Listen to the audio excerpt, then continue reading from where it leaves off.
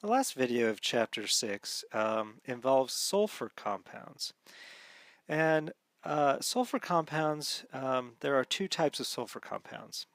There are thiols, which are RSH, and thiols are simply similar to alcohols, ROH, RSH, so thiols, alcohols. And there are thioethers, which are RSR primed, right, where the two R groups don't have to necessarily be the same functional groups coming off of them. And these are similar to ethers, so thioethers are similar to ethers. Now, one of the reasons why we don't talk a lot about sulfur compounds is because they typically have very strong odors. But they are very important biologically. Now, why do I say they have strong odors? Well, if you look at the odor from skunk, from rotten eggs, these are sulfur compounds. Also, burning rubber is that smell from burning rubber is the smell of sulfur.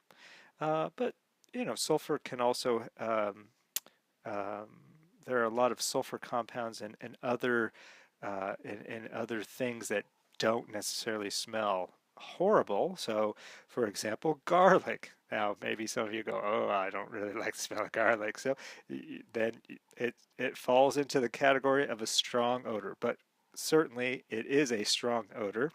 It's just that some people like it more than other people like it. And one of the main components of garlic is this particular structure right here. So you see it. It's actually a sulfone and a disulfide. Has a disulfide bridge. A sulfur-sulfur is called a disulfide bridge.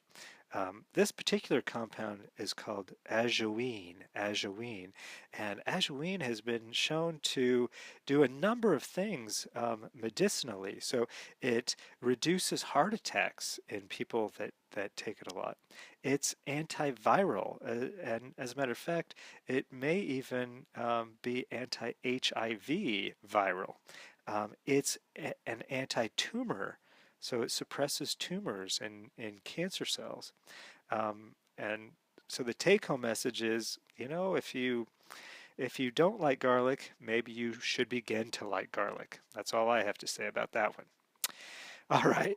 So in terms of the nomenclature, notice we didn't learn how to name sulfur compounds like we named in the in the video where we named all of the other compounds. Um, and again, it's because you don't see a lot of sulfur compounds in organic chemistry, even though they are important biologically. So this is why I've decided to kind of add them. I do like to see sulfur compounds used. So in order to name them, it's not that difficult to do. You simply add thiol to a base name. Now, there are also common names associated with thiols, and these are called mercaptans. Mercaptans. So, for example, CH3SH is methane. The base name is methane, and so the name of this is simply methane thiol. Now, you could name this as a mercaptan, and it would be methyl mercaptan. Here's a cyclic thiol, so cyclohexane is the base name, and therefore it's cyclohexane thiol. One word, cyclohexane thiol. Again, as a mercaptan, it would be cyclohexyl mercaptan. So you name the cyclohexane as a substituent coming off of the SH, cyclohexyl mercaptan. We also have an aromatic thiol, so benzene thiol, or you could name this phenyl mercaptan, right? So I'm trying to introduce you to see benzene as a substituent is a phenyl substituent. Now, thioethers, which are also called sulfides, are named just like ethers, except they end with sulfide, which is why hence the term sulfide, right? So a thioether and a sulfide are the same thing. A sulfide is a thioether, okay? But oftentimes when you just take a look at it, you say, oh, it looks like an ether with a sulfur. It's a thioether. But when we name it, it's always named as a sulfide. So here I have sulfur with two methyl groups coming off of it. Just like ethers, I name the alkyl groups followed by ether. So here I'm going to name the two alkyl groups dimethyl sulfide. Dimethyl sulfide. If I have the two R groups that are different, then I'm simply going to alphabetize them. So on the right hand side I have an isobutyl group. On the left hand side I have an ethyl group. So this is isobutyl ethyl sulfide. Oh, I made a mistake there. That should be ethyl sulfide. Isobutyl ethyl sulfide. And as a matter of fact, I just realized in terms of listing them, it would be ethyl isobutyl sulfide. So if there was a methyl group there, it would be isobutyl methyl sulfide. If there was an ethyl group, it would be ethyl isobutyl sulfide. So there you go. That's how you name thiols. That's how you name thioethers as well.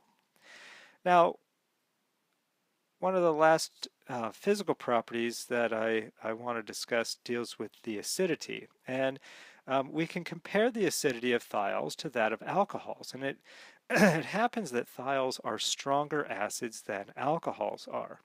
And again, so the reason for this has to do with the length of the bonds, right? As you increase bond length, you increase acidity.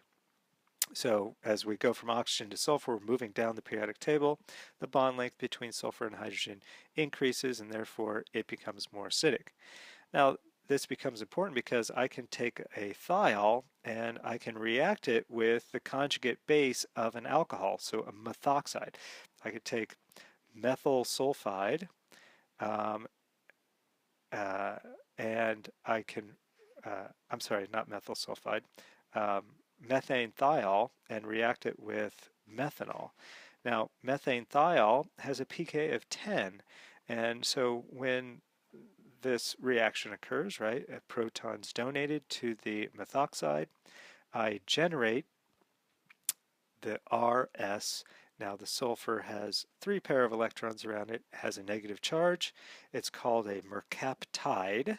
A mercaptan becomes a mercaptide, and then you get methanol. So methanol has a pK of 16, and therefore you see that the equilibrium is going to be to favor the formation of the mercaptide, and K is greater than 1 in this reaction, right? By a lot. Remember, pKa is a log function, so we're talking 1 times 10 to the 6th to 1. That is the equilibrium there. So it's very easy to form mercaptides from simply reacting a thiol with an alkoxide. Now, I'm going to also show you another reaction to form alkanes. We saw that alkyl halides can form alkanes through a Grignard or an organolithium reagent, but thiols and thioethers can also form alkanes. So this process involves taking a thiol or a thioether and reacting it with RANI in ethanol or water, or sometimes you'll see sodium hydroxide in water being added, and so you get an alkane. RANI. If you're looking at the periodic table and you're like, oh, Ra, radium is what's going on? No, that simply stands for rainy nickel. So RANI is simply an abbreviation for rainy nickel. And rainy nickel is simply nickel that's been saturated with hydrogen. And so it's a catalyst in this particular reaction. And that's really in terms of mechanism, we're not going to explore the mechanism, but you just need to recognize that it contributes a hydrogen. So Raney nickel with thiols or sulfides produces alkanes. So here I take propyl mercaptan or propane thiol and react it with Raney nickel, and what do I get? I get propane out of it. So propane thiol reacts with Raney nickel to give propane. This type of reaction is called a desulfuration reaction. It's actually very widely used in industry. This is how we get rid of a lot of sulfur compounds in our in our petroleum. Okay, so that gives you a brief preview of thiols and thioethers, and a little bit about their physical properties, and um, actually showing how you can take a thiol or a sulfide and make an alkane out of it. So now we see two ways of making alkanes, from alkyl halides to make, via the Grignard or organolithium, or through thiols and sulfides using Raney nickel.